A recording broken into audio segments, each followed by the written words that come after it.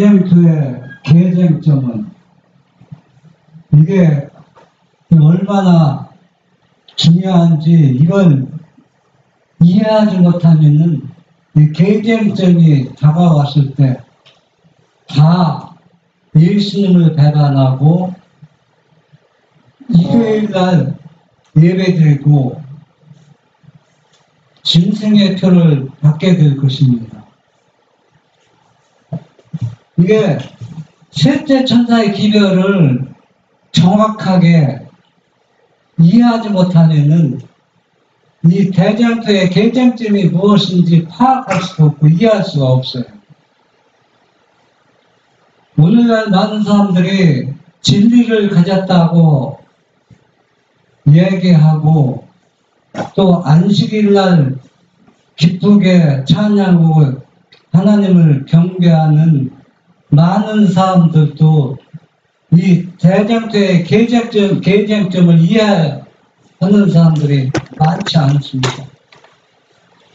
우리가 지금 안식일을 지키고 안식일날 예배드리면 다 믿음이 있고 또 하나님 말씀을 순종하면은 다 하나님의 인을 받는다고 생각하는데 그것은 큰 착각을 하고 있습니다. 왜 착각하고 있느냐면 유대인들이 그렇게 오랜 역사 속에서 메시아를 기다려왔고 또 안식일을 고수하고 지켜왔지만은 그러나 그들은 결국 예수님을 배반하고 오늘날 따지면은 다 뭘 받은 사람입니까? 짐승의 표를 받은 사람들이라는 얘기입니다.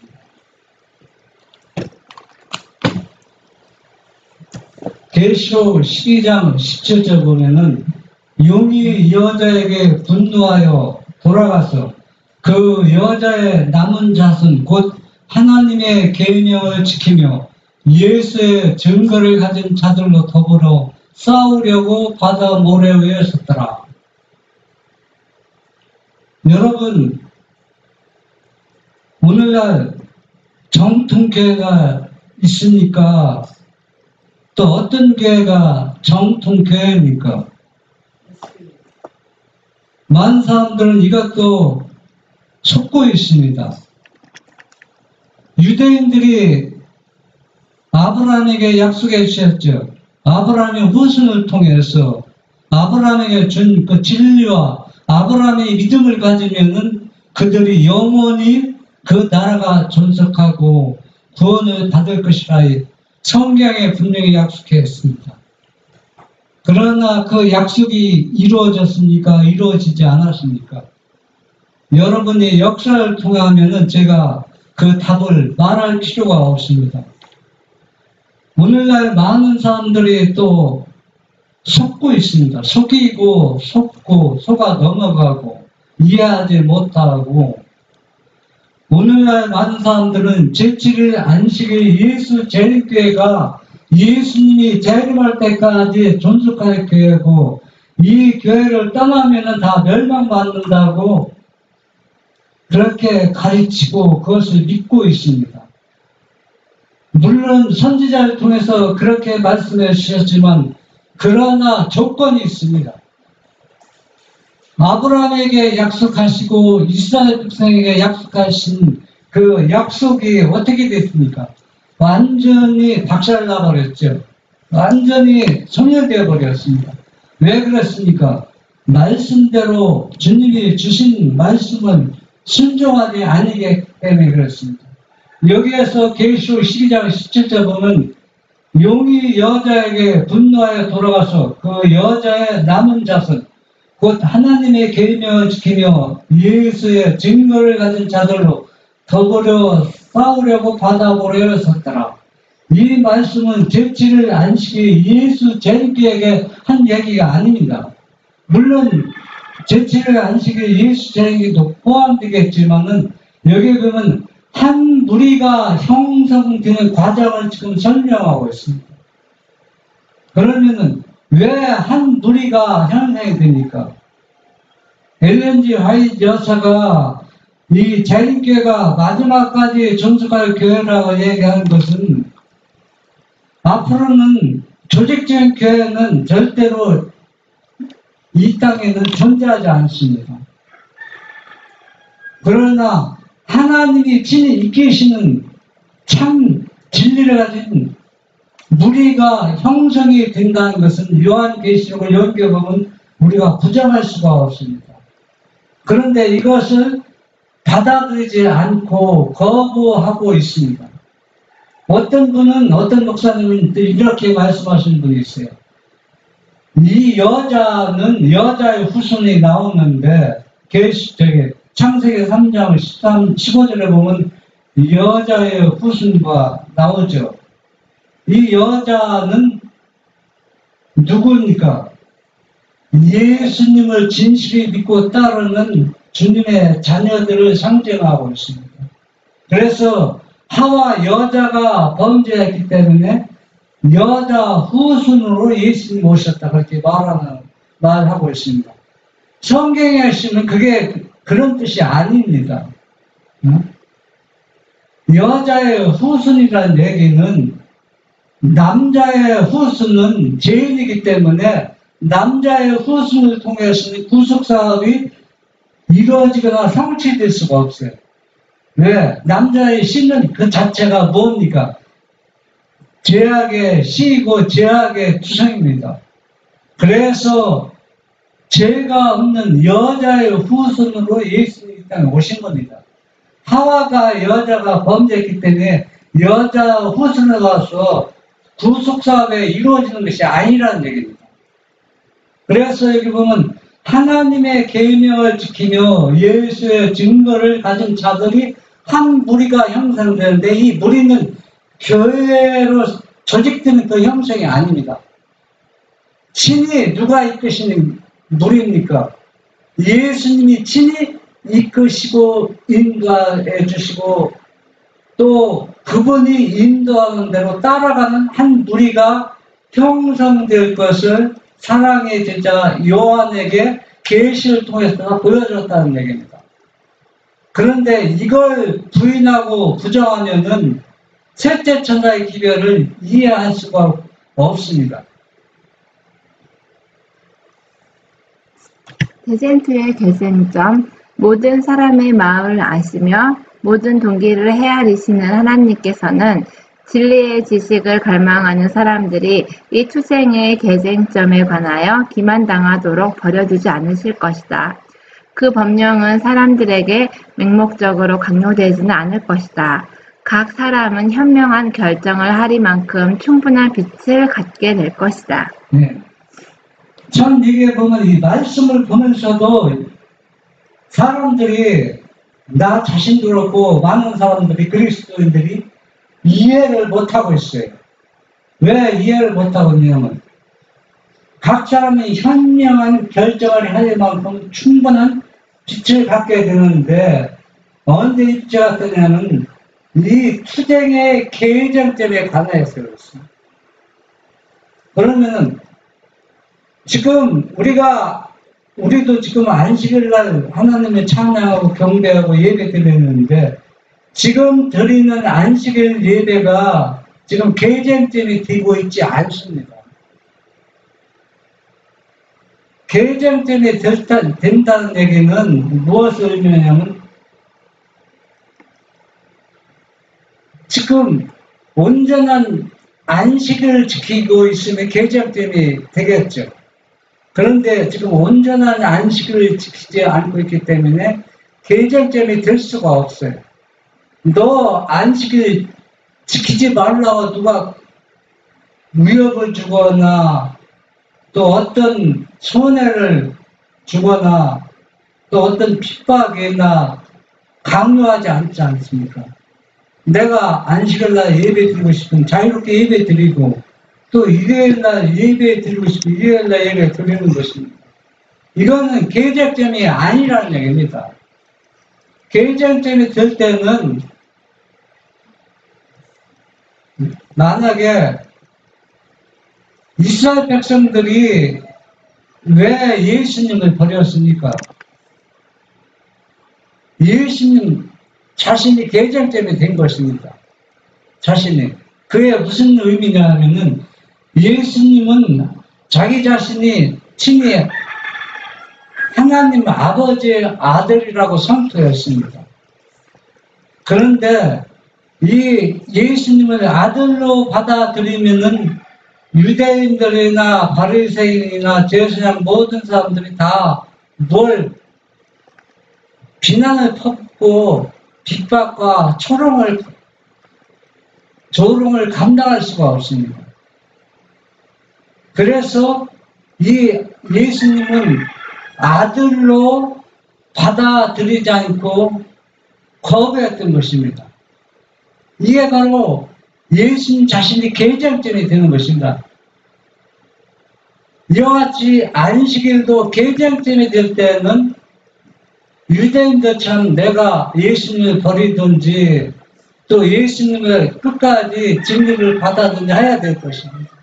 그런데 지금 우리가 지키는 안식일은 지금 계쟁점이 되지 않고 있다는 얘기입니다. 그래서 계쟁점이 될 때를 바르게 이해할 수 있도록 충분한 빛을 주시는 것이 바로 무엇이냐? 셋째 천사의 기별이라는 얘기입니다.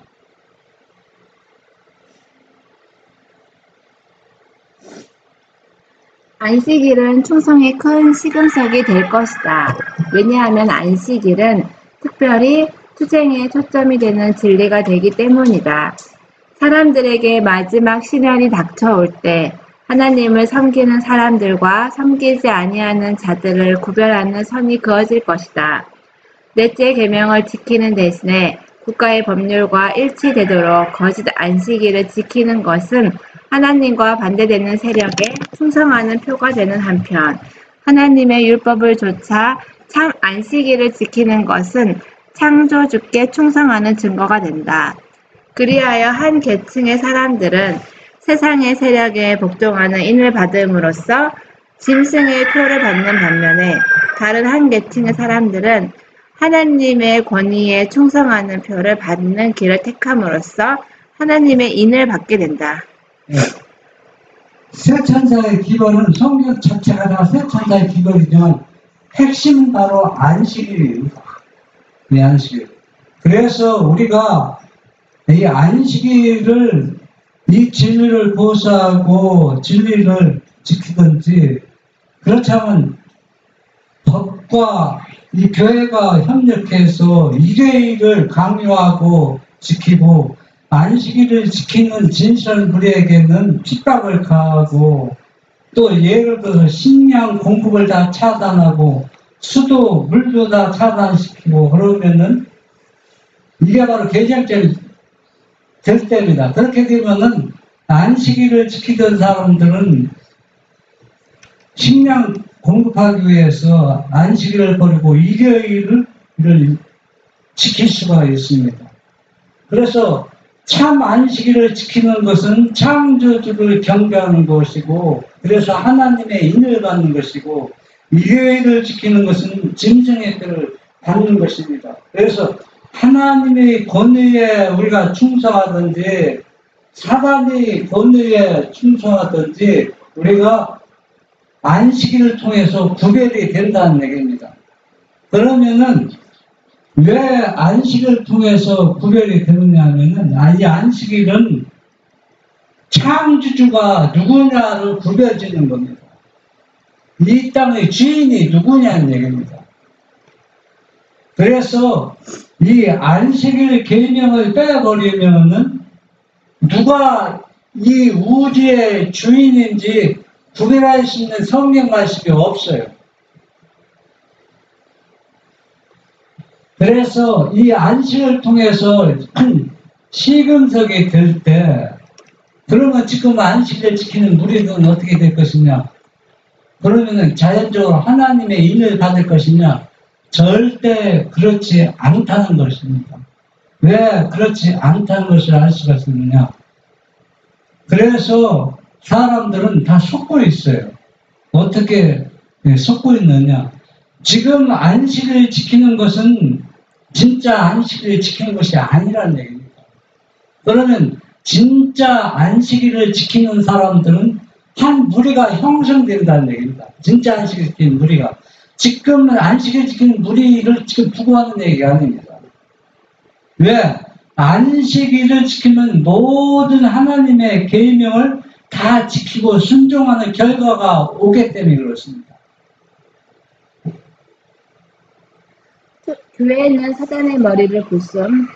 교회는 조만간 고난의 때를 보게 될 것이다. 교회는 베옷을 입고 예언할 것이다.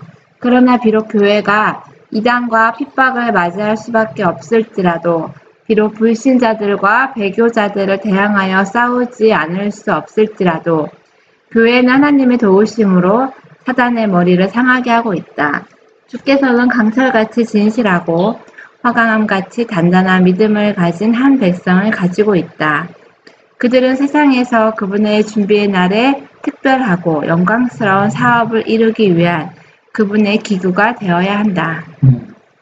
2000년 전에 예수님께서 이 땅에 오셨을 때 그 모든 사람들은 다 그리스도에 다 발간하고 십자가에 못 박아 죽였지만은 그러나 진실한 작은 무리지만은 그분을 하나님의 아들로 받아들이고 그 믿음을 고수한 적은 무리가 있습니다. 오늘날 우리 시대에도 재림임박한 우리 시대에도 그와 같은 무리가 한 무리가 형성되는데 이 무리들은 어떤 무리라고? 주께서는 강철같이 진실하고 화강왕같이 단단한 믿음을 가진 한 백성을 가지고 있다. 이 백성이 제7일에 안식일 예수 재림 계획을 두고 하는 얘기가 절대 아닙니다. 사람들은 착각하고 있어요. 한 백성이 형성되는데 그 형성된 백성을 통해서 셋째 천사의 기별을 선포하고 또 사단의 머리를 완전히 부셔서 죽음에 이르게 하는데 우리가 지금 사단 머리를 상하게 하고 또 이 진실한 강철 같은 믿음을 가진 사람들은 이단이라 또 뭐라 조롱과 핍박을 받겠지만 결국은 뭐냐면 사단이 머리가 부서질 때 결국은 강철 가진 믿음을 가진 한 진리를 가진 한 백성이 이기겠다는 그 약속을 지금 하고 있습니다. 세상 앞에 증거되는 구속의 능력. 하나님께서는 율법을 무효로 하거나 율법의 자리를 대신하여 은혜를 주신 것은 아니다. 하나님의 은혜와 그의 율법은 완전한 조화를 이루고 둘은 서로 밀접한 관계를 가지고 있다. 당신의 은혜는 우리로 하여금 믿음으로 더욱 당신께 가까이 밀착해 한다. 네, 사람들은 은혜와 율법을 조화를 이루고 하나로 묶어야 되는데 이것도 사람들은 또 이해하지 못하고 있어요. 제가 왜 이 말씀을 하느냐면 모든 사람은 하나님을 믿든 안 믿든 인간이라면 하나님의 은혜로 다 살아가고 있습니다. 하나님을 믿는 사람만 하나님 은혜로 살아가고 있는 게 아니라는 얘기입니다. 특별히 하나님을 믿는 사람들은 더 많은 은혜를 받은 경험들이 아주 너무나도 충만하고 풍부하기 때문에 이 율법을 도외시하고 무시하는 사람이 굉장히 있습니다. 하나님의 은혜로 믿음이 좋아서 정자를 치료해주고 말씀을 선포하고 나아는 사람들을 예수님께 인도하는 것, 이거는 분명히 하나님의 은혜입니다. 이런 사람들이 뭐를 무시하냐면 하나님의 율법을 무시해서는 절대로 하나님께서는 이 사람들을 어떻게 한다는 겁니다. 심판한다는 얘기예요. 네. 아무리 하나님 은혜로 엄청난 큰 일을 이루었다 할지라도 그 은혜가 율법을 무시할 때는 하나님께서는 분명히 책임을 묻는 것입니다. 오직 이 땅에서 한 인간에게만은 하나님의 율법을 무시하고 구원받은 한 사람이 딱 있어요. 그 사람이 누군지 아세요?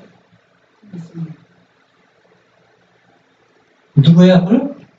예수님 아니? 예수님은 율법을 무시한 적이 없잖아요. 아, 율법을 무시한 사람? 네. 유다. 아니에요, 유다. 율법을 무시하고 구원을 받는 사람. 유다는 구원 못 율법을 받은. 무시하고 구원받는 사람? 네. 엘리안 밀러입니다. 엘리안 밀러. 엘리안 밀러가 율법을 계속 거절할 때 그가 엄청난 큰 일을 이루었기 때문에 더 범죄하지 않도록 그를 잠재웠다고 했습니다. 그래서 그는 예수님이 재림할 때 구원한다는 약속을 했습니다. 율법을 무시하고 구원 못 받잖아요. 그러니까 딱 한 사람이라고 얘기했습니다.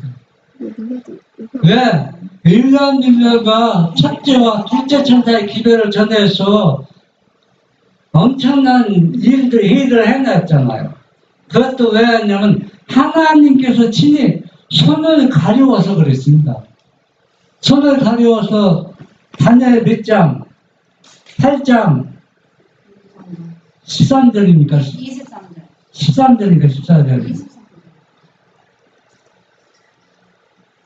거기에 보면은 지성소로 들어가는 것을 성소 정결로 착각했죠. 예? 재림으로 착각했다는 얘기입니다. 지성소 들어가는 걸.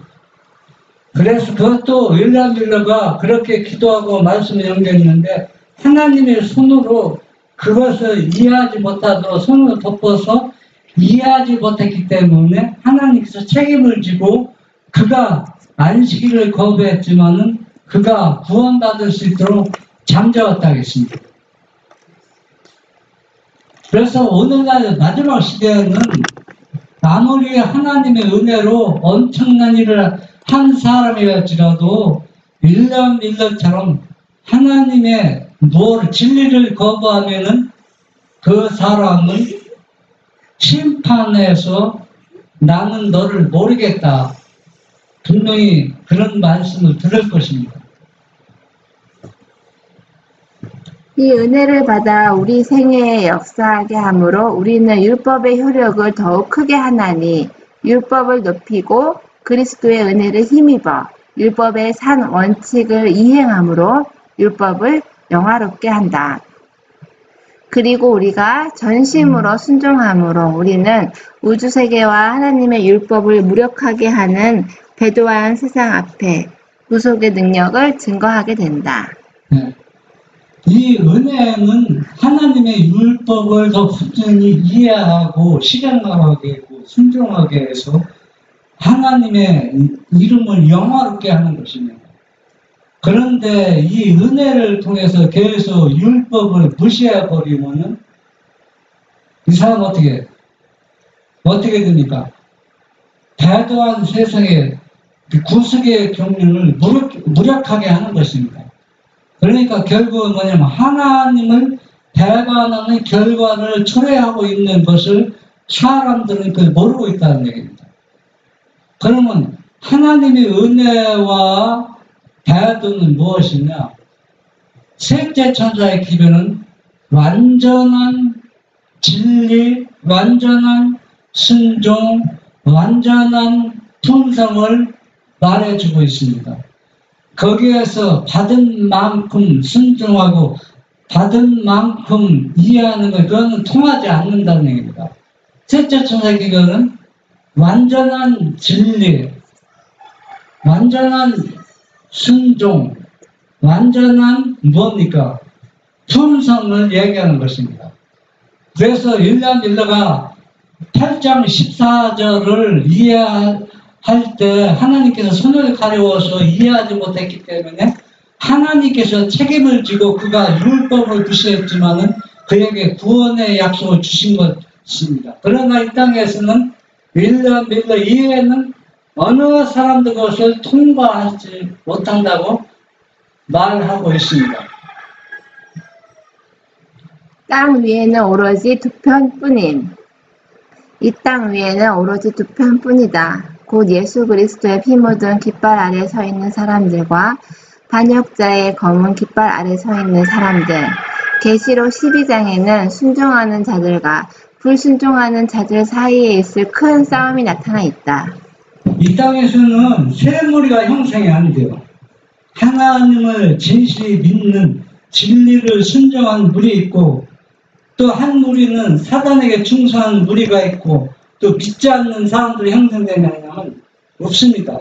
하나님을 믿든지 누굴 믿든지 사단을 믿든지 완전히 두 무리로 갈라지는 것입니다. 아담은 율법의 원본을 알고 있었음. 아담과 하와는 그들이 지음을 받았을 때 하나님의 율법의 원본에 대한 지식을 가지고 있었다. 그것은 그들의 가슴에 새겨져 있어서 율법이 그들에게 요구하는 말을 그들은 잘 알고 있었다. 그들이 하나님의 율법을 범하고 순결무구의 행복한 상태에서 떠나 죄인들이 되었을 때 타락한 인류는 단 한 줄기의 희망도 없이 되었다.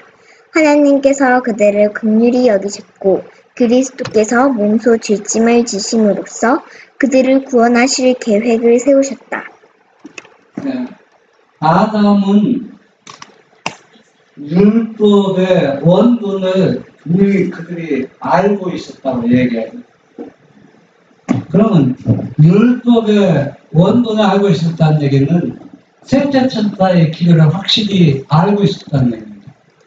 그런데 마지막 시대에서는 셋째 천사의 기별이라고 하냐면 아담이 알고 있던 율법의 원본과 진리가 거의 다 소멸되고 훼손되었기 때문에 다시 원 상태로 회복시키고 이 진리를 다시 정하는 것이 바로 셋째 천사의 기별로 바꾸어진 겁니다.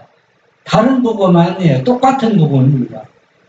아담이 알고 전한 복음과 아브라함이 알고 전한 복음과 오늘날 마지막 시대에 전할 셋째 천사의 기별이 같은 맥락의 같은 기별이요 같은 말씀이라는 얘기입니다. 그런데 완전히 원래 알고 주었던 이 진리가 완전히 파괴되고 소멸되었기 때문에 다시 원래 위치로 세워놓는 이 진리가 셋째 천사의 기별이라는 얘기입니다. 땅과 사람에게 저주가 선포되었을 때 하나님의 율법을 범한 자들에게는 그리스도를 통한 용서와 소망이 있다는 약속도 아울러 주어졌다. 암울함과 흑암이 죽음의 장막처럼 드리워져 그들의 미래를 어둡게 하였지만 구속주의 약속, 곧 소망의 별빛이 그 어두운 미래를 비추어 주었다. 복음은 최초로 그리스도의 아담에게 의해서 전파되었다. 아담과 하와는 그들의 죄에 대한 진정한 후회와 슬픔을 느꼈다. 그들은 하나님의 귀한 약속을 믿었고 완전한 파멸로부터 구원함을 받았다. 네, 여러분이 한번 생각해 보세요. 아담이 얼마나 절망적이었던가, 죄를 범한. 우리는 죄를 짓기 전에 상태를 살아보지 않았기 때문에 그걸 잘 이해도 하지 못하고 잘 이해할 수가 없습니다. 아담은 죄를 짓기 전에 얼마나 행복하고 아름다웠어요. 모든 것이 아름다워 그렇게 아주 뭐가 충만했습니까? 기쁨과 소망과 말할 수 없는 오늘 살맛이 얼마나 났습니까? 그런데 죄를 범한 후에 완전히 그 절망이라는 것은 아마 표현하기 힘들죠. 그런 절망 상태에 아담이 있었을 때 누구를 통해서?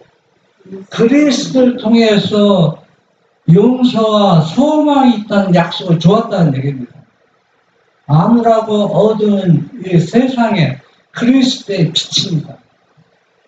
그런데 오늘날 한번 우리가 생각해 보세요. 진리를 잊히고 이 진리를 전하는 사람들은 아주 적은 무리입니다. 그런데 거짓과 오류와 이설, 잘못된 교리를 가르치는 집단적으로 얼마나 하나님의 은혜로 모든 것이 교회가 너무 잘 돌아가고 사업이 잘 되어갑니다. 그때 이 적은 무리들은 절망할 수밖에 없어요. 그러나 아담에게 그 절망적일 때 그리스도의 희망이 있고 또 소망이 있던 것처럼 오늘날 셋째 천사의 기별을 전한 무리들이 이설과 또 이단이라는 그 핍박과 조롱을 받지만은 그리스도를 통해서 희망과 용기와 소망이 크게 일어난답니다. 왜 이 무리들은 강철 같은 믿음을 가진 충성스러운 무리들이기 때문에 그렇습니다. 그래서 이 무리들이 누구와 함께하는 겁니까?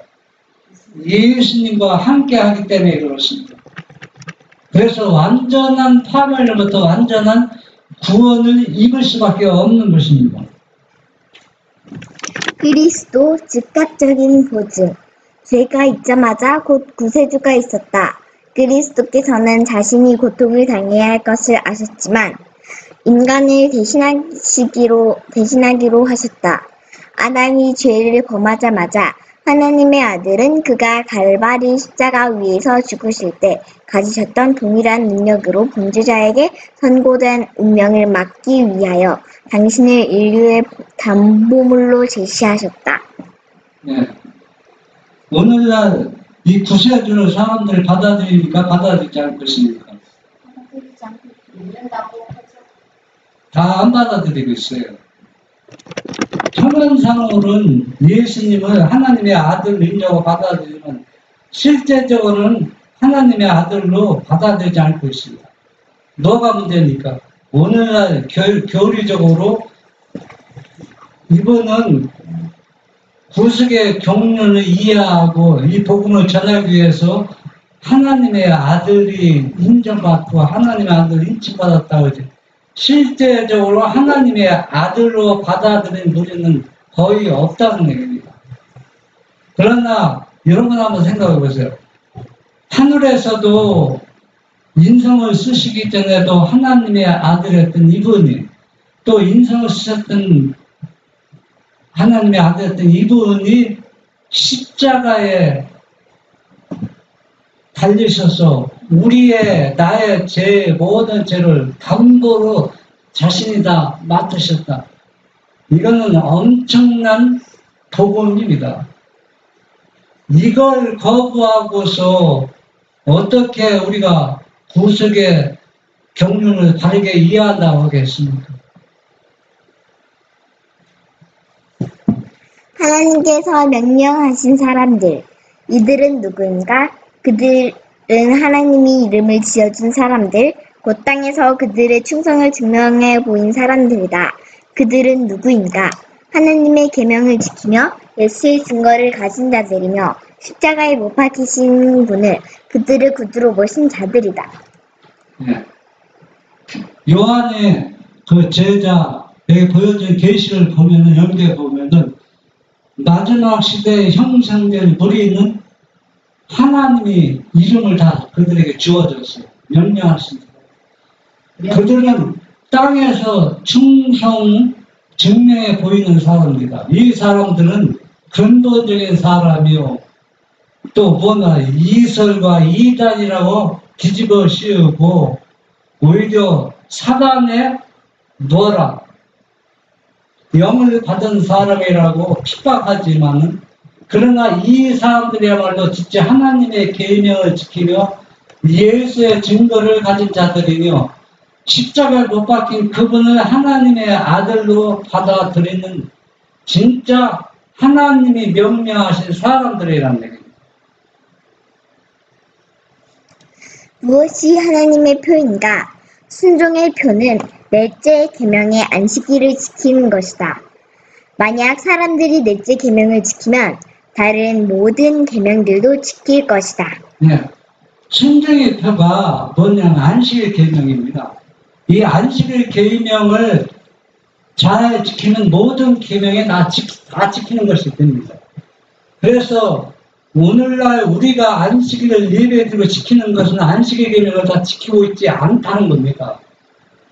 왜? 증거가 뭡니까? 증거는 안식일을 올바로 이해하고 지키면은 우리가 하나님의 품성을 분명히 나눠 받아요. 왜? 하나님의 품성을 온전하게 나눠 받은 사람만이 하나님의 인을 받습니다. 그리고 또 삼위일체 논하면서 성령 찾으면서 안식을 지키는 거, 안식을 지키는 게 아닙니다. 그것들은 다 올바르게 안식을 지키지 않기 때문에 안식일의 계절점이 있을 때 예수님을 다 버린 유대인처럼 예수님을 버리고 일요일날 예배들, 경배들을 다 간다는 얘기입니다. 그것이 바로 안식일의 계절점이 이르를 때 그렇기 때문에 계절점이 이르기 전에 셋째 천사의 기도를 주어서 어떻게 안식일을 지켜야 할지 어떻게 충성의 표를 둬야 할지 많은 사람들은 이렇게 합니다. 그것이 중요하면 왜 안식일은 날짜와 시간을 바꿨는데 성령 하나님 삼위일체는 왜 논하지 않았나? 그 사람들 성경을 너무 연구하지 않고 있습니다. 바르게 성경을 연구하면 그것이 엄청난 구속의 경륜을 파괴시키고 율법을 무시하는 것이 되는데 사람들은 이해하고 깨닫게 될 것인데 그걸 깨닫지 못하고 있다는 얘기는 예수님의 영이 임재해서 성경을 연구하면 깨닫게 되어 있습니다. 그런데 유대인들이 안식을 지키면서 예수님이 십자가에 못 박은 것처럼 안식일 지키면서 3일치를 믿어. 날짜를 일요일로 가는 거는 아니고. 여러분 지금 개장점이 지금 이해 못하고 있어요. 개장점이 들 때 지금은 안식일 지키지만 개장점이 들 때는 안식일 안 지킵니다. 일요일날 지키러 간다는 얘기예요. 안식일 교인들도 그걸 지금 얘기하고 있습니다. 안식일 개장점이 들 때는 그래서 지금 우리가 안식일 지키는 것은 안식일을 올바로 지키고 있지 않다고 지금 말해주고 있습니다. 왜냐하면 안식일을 지키면 모든 계명이 어떻게 된다? 지킬 것이다 얘기입니다. 모든 계명을 다 지키면 뭘 받게 되었어요? 하나님의 인을 받게 된다는 얘기입니다. 그래서 베드로가 나는 절대 예수님을 버리지 않겠다고 예수님께 맹세할 때 예수님이 뭐라 했어요? 너는 오늘 밤 다 울기 전에 나를 버리고 배반할 것이다 했습니다. 이가 똑같습니다. 베드로에게 한 얘기가 오늘 예수님께서 재림교회에 하고 있습니다. 내가 지금 안식일을 지키고 있지만은 다 계명을 버리고 어디로 갈 것이다. 일요일날 예배 들어갈 것이다. 똑같은 맥락의 말씀입니다. 그것이 뭐가 안식일의 개정점이 이럴 때는 것입니다. 그래서 마지막 시대에는 우리가 개정점이 될 때는 너 안식일을 경배하는 하나님을 경배하느냐 일요일날 사단을 경배하느냐 딱 그렇게 갈라지는 거예요. 너 하나님은 삼위일체를 믿어? 안 믿어? 그렇게 갈라지는 게 아니라는 얘기입니다. 사람들 착각하고 있어요. 그렇게 갈라지지 않고 안식일은 하나님의 충성의 표, 일요일은 불충성의 충성의 표입니다. 그러니까 두 머리로 형성되는 겁니다. 다른 거로 갈라지는 거 아니라는 얘기입니다. 지금은 그런 표시가 하나도 안 보이죠. 뭐 백신이 뭐 표를 가르고 여러 가지 문제를 편가되지만 그러나 마지막 시대는 충성스러운 안식의 증산 무리와 일요일을 증산은 사단의 무리, 사단의 종, 그러니까 사단의 아들들 무리, 두 무리로 갈라지는데 그래서 순종의 표는 다른 게 아닙니다. 안식의 계명을 통해서 순종과 불순종을 구별된다는 얘기입니다. 여러분 지금 안식일을 잘 지키고 있죠. 그러나 계정 때문에 따라올 때는 여러분 안식일을 버릴 사람이 많이 있어요. 왜 버릴 사람이 많느냐? 올바르게 안식일을 순종하고 지키지 않은 사람들의 모습을 그때 이미 은혜의 시기가 끝났습니다. 그때 너무 늦었다는 얘기예요. 제가 이렇게 얘기해도 이해하기 힘들 것입니다.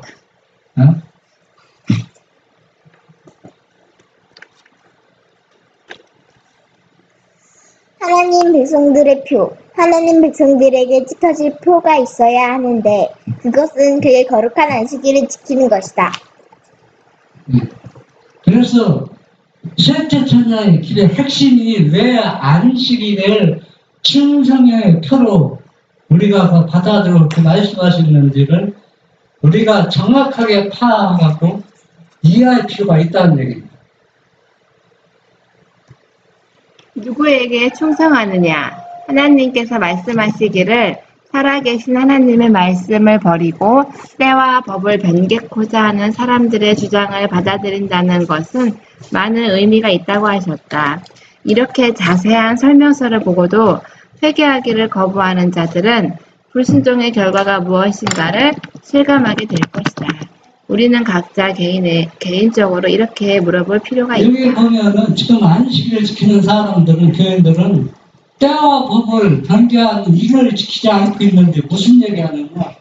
그런데 우리가 이 문맥을 잘 보면은 진짜 안식일 지키는 사람들은 모든 말씀을 율법을 순종해야 되는데 지금 우리는 우상도 섬기고 사단도 경배하면서 안식일 지키는 것은 때와 법을 변경해서 이대시키는 우리가 똑같다는 얘기예요. 맥락을 하나님께서 보고 있다는 얘기예요.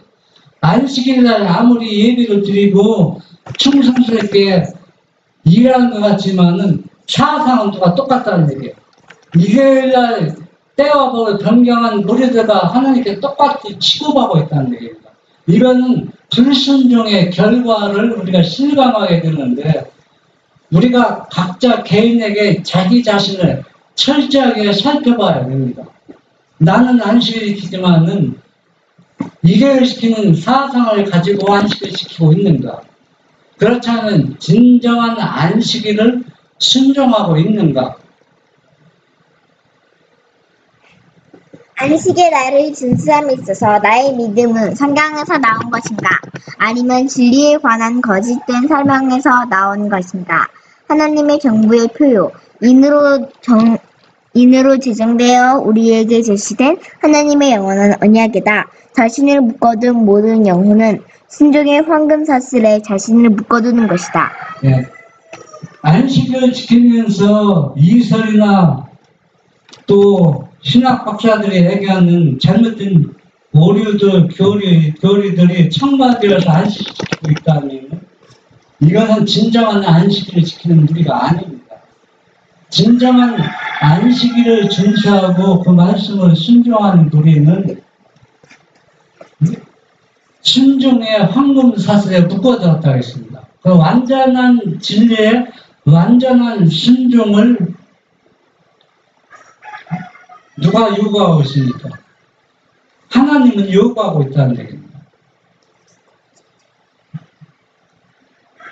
그는 하나님의 말씀을 사탄의 말보다 더 높게 생각하고 하나님의 사랑을 인간의 사랑보다 우선하는 것으로 생각한다는 사실을 보여주는 것이다. 죄를 회개하고 돌아와서 하나님께 충성하고 하나님의 인을 받는 사람들은 하나님의 참된 신하가 될 것이며 그분의 뜻을 행할 준비가 되어 있으며 그의 계명들을 지키리라는 것을 보여주는 것이다. 안식일의 참된 준수는 하나님께 대한 충성의 표이다. 네. 안식일의 참된 충성의 표는 거기에 사람의 이설이나 사람의 교리나 또 사람의 생각이나 그런 것들이 하나라도 그게 1%라도 개입되면 그건 안식을 지키는 게 아니라는 거예요. 진정한 안식의 준수자는 예수님이 제자에게 주신 그 말씀을 그대로 100% 믿고 순종하고 받아들이는 사람이 안식을 지키는 진정한 안식을 지키는 무리라는 얘기입니다. 그래서 이 무리가 분명히 형성될 것이라는 얘기입니다. 안식을 진정한 안식일로 받아들이고 순종한 무리가 형성되는데 이 무리는 누가 될지 아무도 모릅니다. 이거는 어떤 조직이 이루어지는 게 아니라 하나님이 친히 인도하시고 이끄시는 충성된 무리라는 얘기입니다. 싸워야 할 때인 율법에 던져지는 경멸 때문에 율법에 대한 사랑이 식어지거나 유혹에 굴복하는 사람이 아무도 없게 하라. 이는 그 사실이 바로 우리 온 마음과 영혼과 목소리를 다하여 저희가 주의 법을 폐하였사오니 지금은 여호와의 일하실 때이니이다. 라고 기도하게 하는 것은 기도하게 하는 그런 상황이기 때문이다. 그러므로 온 세상이 다 멸시한다 해도 진실되고 양심적인 자는 반역자로 돌아가서지 않을 것이다. 이때야말로 나의 충성으로 말미암아 하나님께서 가장 크게 영광받으시고 가장 큰 중기를 입으실 때이기 때문이다. 지금처럼 진리가 훼손되고 파괴되고 또 말씀대로 순종한 우리가 형성되지 않는 때는 지금까지 역사지고 찾아보기 힘듭니다. 그래서 어떤 때는 좌절과 절망에 빠질 수밖에 없지만은 지금 이때야말로 능력 있는 사람 또 인정받는 사람들이 여호와 편에 서서 일어나서 예차하고 셋째천의 기도를 선포해야 되는데 선포할 사람들이 선포하지 않고 완전히 자기 자신을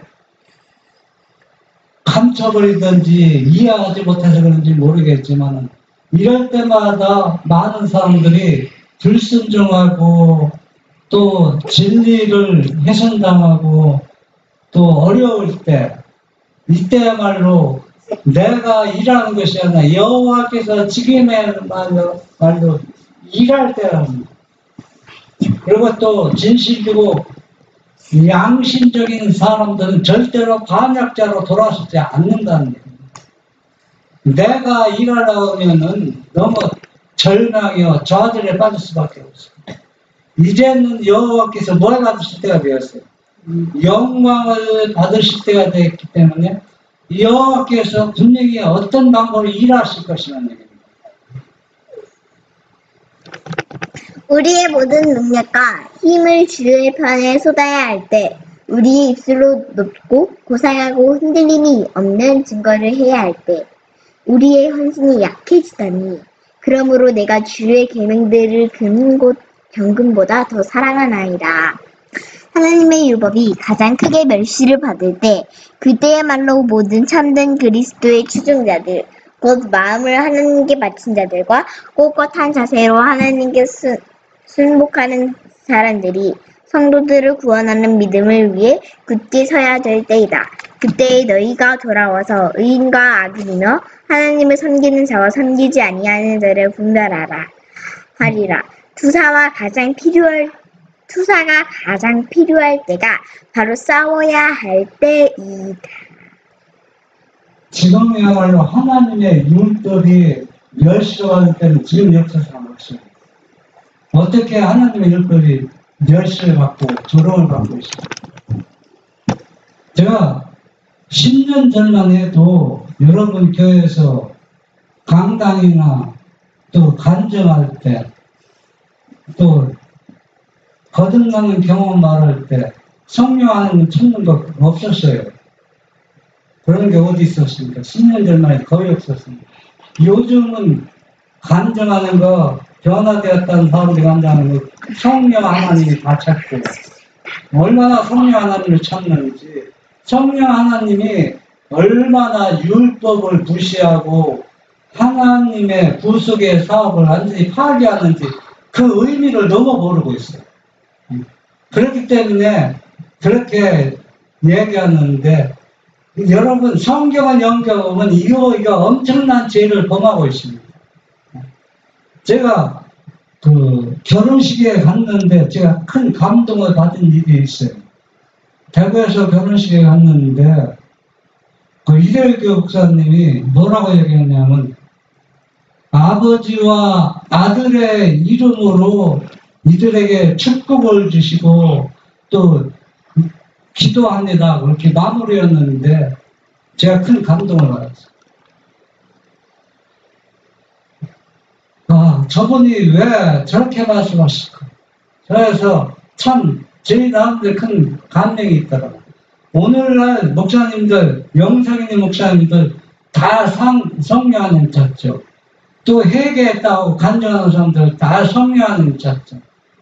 이거 사람들 올바로 성경을 이해하면 엄청난 자기 자신이 지금 뭘 범하고 있어요. 율법을 범하고 있는지도 모르면서 여러분 이 사람들이 지금 무슨 짓을 하고 있는지도 모르는 겁니다.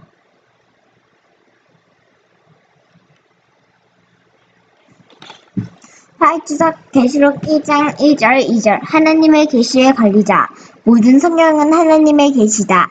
이는 사람에게 보내는 모든 계시는 다 그리스도를 통해서 오며 그리스도께 집중되어 있기 때문이다.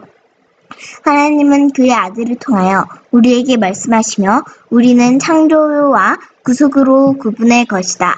그리스도께서 반모섬에 유배된 요한에게 오신 것은 이 마지막 시대에 필요한 진리를 전하기 위함이었고 반드시 속히 될 일을 그에게 보여주시기 위함이었다.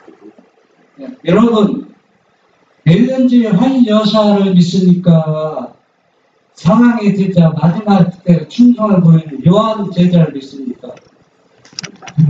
잘못된 질문이죠. 둘 다 믿죠. 둘 다 믿죠. 예수님을 믿죠. 그런데 하인 여사는 마지막 시대까지 존재할 교회가 제7안식이 예수 재림교회라 했거든요.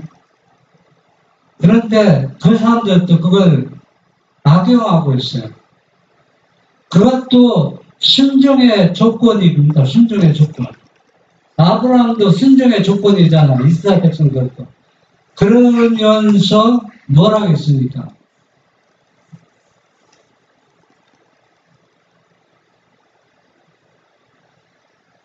셋째 천사의 기별을 받았다는 건 뭡니까? 셋째 천사의 기별은 요한에게 보여준 그 계시록을 보면은 이미 재림교회가 유대인처럼 되어갈 것을 이미 내다보셨어요. 내다보시고 한 무리가 형성될 것을 제자들에게 보여주십니다. 그래서 셋째 천사의 기별을 주시지 않았습니까? 둘째 천사의 기별과 셋째 천사의 기별을 했습니다. 바벨론에서 나오라고 이미 얘기했습니다. 그래서 이미 모든 교회는 라오디게아 시대에 모든 교회가 적용되기 때문에 너무 병들고 찌들어서 치료 방법이 없어요. 바벨론에서 나와서 1년 그 기회를 외치면서 그때 형성된 게 재림교회인데 그때 형성된 또 나오라. 그래서 요한에게 준 계시를 이 관리에는 우리가 어떻게 보고 이해하느냐에 따라서 우리가 구원과 받느냐 못 받느냐 큰 영향을 미치는 겁니다. 이것을 잘못 이해하면은 계속 뭡니까? 많은 사람들 믿는 그 예수님을 믿고 따라갈 것입니다. 그리스도는 하나님의 계시의 크신 관리자이시다. 이 지구 역사의 마지막 장면에서 우리가 무엇을 찾아야 할 것인가를 아는 지식을 갖게 되는 것은 그분을 통해서이다. 사랑받는 제자 요한은 이 계시를 받도록 하나님의 택하심을 입은 자이다. 그는 제일 처음 택함을 입은 제자들 중 마지막 생존자이었다. 구약시대의 선지자 다니엘이 존귀함을 입었던 것과 같이 신약시대에는 요한이 존귀함을 입었다. 네. 계시록 마지막 시대에 다니엘과 계시록을 중요하기 때문에 연구하라고 했죠. 왜 연구하라고 한지 아세요? 이걸 깊이 연구하고 이해해야 뭘 알 수 있어요. 셋째 천사 기별을 확실히 이해하고 깨닫기 때문에 연구하라는 얘기입니다.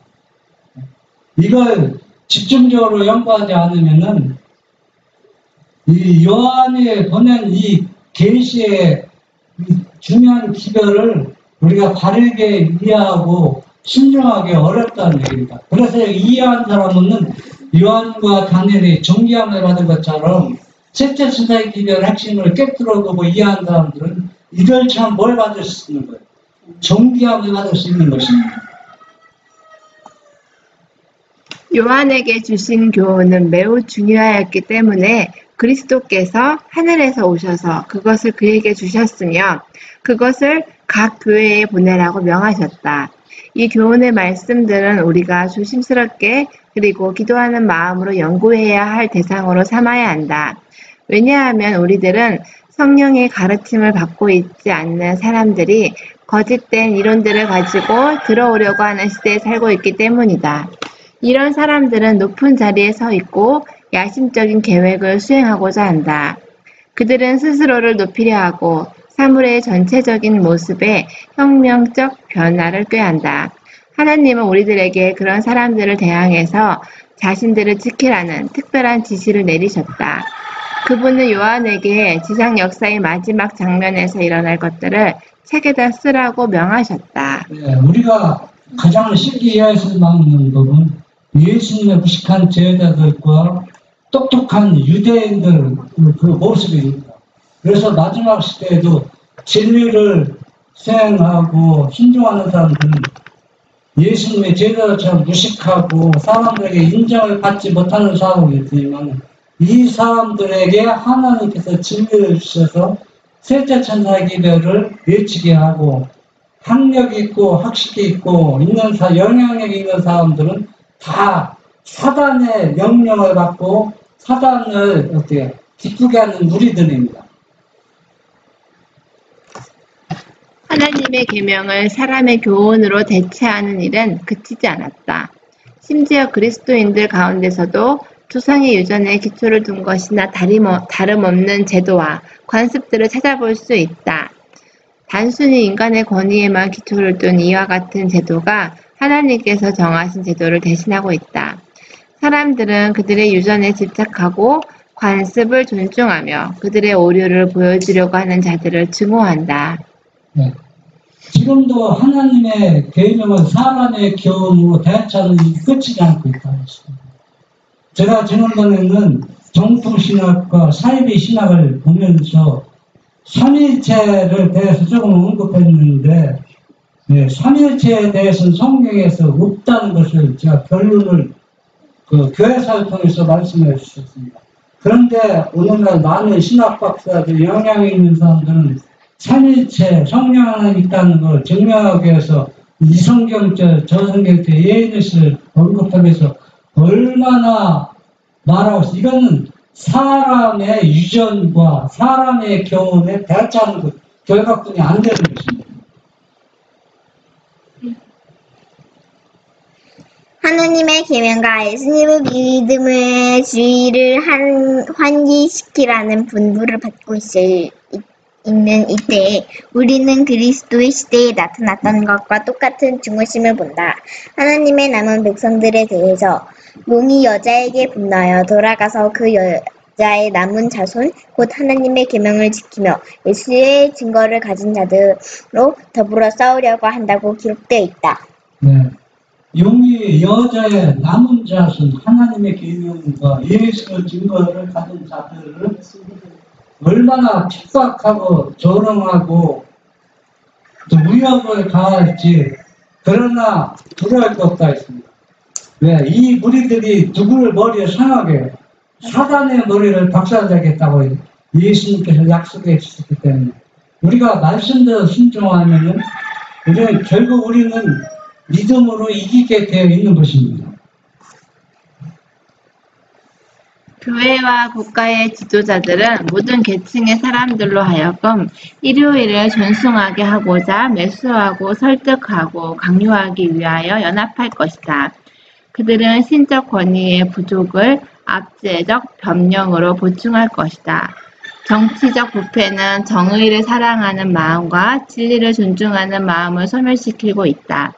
그리고 심지어 자유의 나라 미국에서까지도 그 위정자와 입법자들은 일반 사람들의 환심을 사기 위하여 일요일 준수를 강요하는 법령에 대한 민중의 요구에 굴복할 것이다. 네, 제가 다시 한 번 말씀드리지만 안식일이 개정 때 개정tem이 들 때 이 안식일 지키는 무리들 계속 안식일을 지킬 것 같죠. 그러나 이와 같이 안식일 지키는 무리들에게 이 진리를 존중하는 마음을 가진 사람들을 소멸시키려고 입법을 통해서, 나라의 권력을 통해서 모든 것을 다 동원해서 대적할 때 진짜 안식일을 지키지 않는 사람들 다 어디로 떠난다는 얘기예요.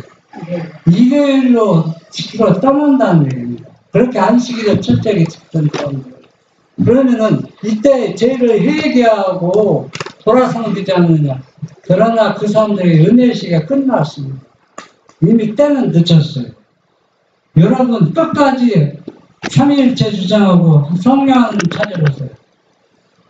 그 사람들은 이미 은혜의 시간이 끝난 다음에는 그들은 이런 핍박이 당할 때 다 안식을 버리고 일요일에 예배드리러 간다는 얘기입니다.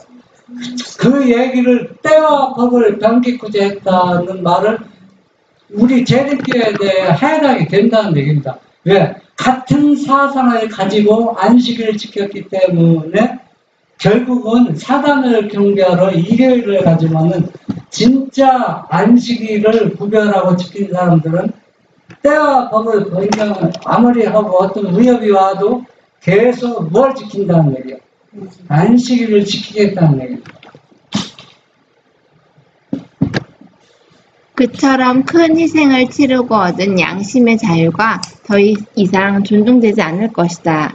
절박한 싸움에서 우리는 선지자의 말씀에 나타난 의미를 이해할 수 있다. 용이 여자에게 분노하여 돌아가서 그 여자의 남은 자손 곧 하나님의 계명을 지키며 예수의 증거를 가진 자들로 더불어 싸우려고 바다 모래 위에 섰더라. 계시록 여러분 한번 생각해 보세요. 사단이 지금 예수님이 이 땅에 오셨을 때 실패했죠.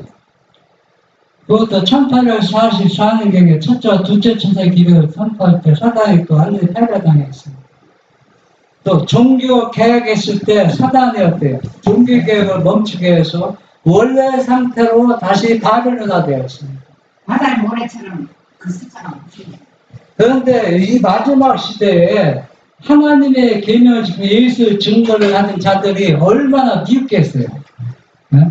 이들을 죽이려고 얼마나 용이 분노해서 그 여자의 남은 자손 하나님의 계명을 지키며 예수의 증거를 가진 자들과 더불어 싸우려고 바다 모래에 온 세상에 다 사단에게 충성하지만은 그러나 셋째 천사의 기별을 이해하고 받아들인 이 남은 자들은 특별히 예수님의 능력을 통해서 이들과 싸워서 이기겠다는 얘기입니다.